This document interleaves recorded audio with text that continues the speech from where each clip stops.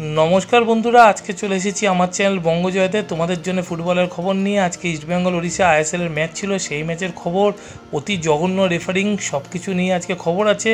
তো তার আগে বলবো আমার চ্যানেল বঙ্গজয়কে লাইক শেয়ার আর রোজকার মতন যেটা বলি সেই অবশ্যই সাবস্ক্রাইব করো। তোমরা সাবস্ক্রাইব করলে যত আমার সাবস্ক্রাইব বাড়বে তোমাদের জন্য ভালো ফুটবলের খবর নিয়ে আসতে আমি উৎসাহ পাবো। আজকে ইস্টবেঙ্গল অ্যাওয়ে ম্যাচে খেলতে নেমেছিল ওড়িশা এফসির সাথে, ওড়িশা এফসির ঘরের মাঠে। তো এই ম্যাচে 30 সেকেন্ডের মধ্যে ইস্টবেঙ্গল পিবি বিষ্ণুর গোলে এগিয়ে যায়, কিন্তু তারপর থেকে ইস্টবেঙ্গল একটু ডিফেন্সিভ ফুটবল খেলতে শুরু করে এবং এই ম্যাচে যেটা বলা যায় ইস্টবেঙ্গল ঠিক ফুটবলই খেলছিল। কিন্তু ভালো খেলে কি হবে, বাইরে থেকে একটা সেটিংয়ের ব্যাপার থাকে যেটা ইস্টবেঙ্গলের পক্ষে করা সম্ভব কখনোই নেই বা ছিল না। সেটা তো ওড়িশা এফসি আগে থেকেই করা ছিল বা ফেডারেশন হয়তো কোনো দিক থেকে মত ছিল যে ইস্টবেঙ্গলকে সুপার সিক্সে যেতে দেওয়া যাবে না। অতি জঘন্য রেফারিং, এই রেফারিংয়ের জন্যে ইস্টবেঙ্গল কিন্তু এই ম্যাচ হারতে হলো। ইস্টবেঙ্গল খেলার 40 মিনিট হয়ে যাওয়ার পরে 1-0 গোলে এগিয়ে ছিল। ঠিক সেই সময় ওড়িশা এফসির ফরওয়ার্ডের ফুটবলার মরিসিও একটা বল নিয়ে বক্সের মধ্যে ঢুকে যায় এবং রাকিব তাকে বাধা দিতে গেলে রাকিবকে ধরে ঠেলে ফেলে দেয় এবং নিজে পড়ে যাওয়ার অ্যাক্টিং করে।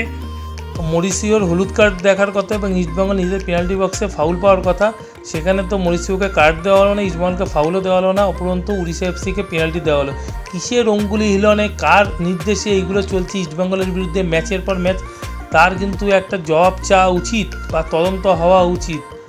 জোর করে প্রতি ম্যাচে ইস্টবেঙ্গল ফুটবলার কোচদেরকে কার্ড দেওয়া হচ্ছে যাতে তারা পরের ম্যাচে খেলতে না পারে বা তারা রিজার্ভ বেঞ্চে বসতে না পারে, এইগুলো কিন্তু চক্রান্ত চলছে। আর প্রতিটি ম্যাচেই আমরা দেখতে পাচ্ছি যে রেফারি ইস্টবেঙ্গলের বিরুদ্ধে সিদ্ধান্ত দিয়ে যাচ্ছে এবং আজকে রেফারির সিদ্ধান্তের জন্য ইস্টবেঙ্গল 15 পয়েন্ট পায়নি।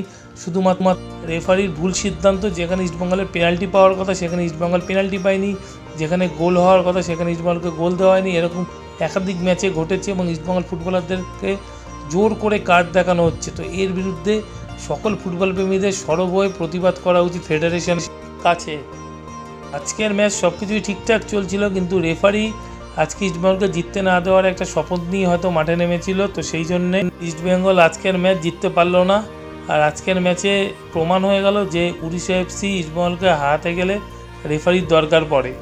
আইএসএল নিয়ে যত বলতে যাই তত এখন লজ্জা লাগে। আইএসএলটা এখন সার্কাসে পরিণত হয়েছে আর ইস্টবেঙ্গল দলকে হারানোর জন্য একটা ফেডারেশন থেকে হোক বা যেখান থেকেই হোক একটা পুরো পরিকল্পনা করে রাখা হচ্ছে যাতে ইস্টবেঙ্গল জিততে না পারে এবং কারোর অঙ্গুলি হিলনেই এইগুলো চলছে।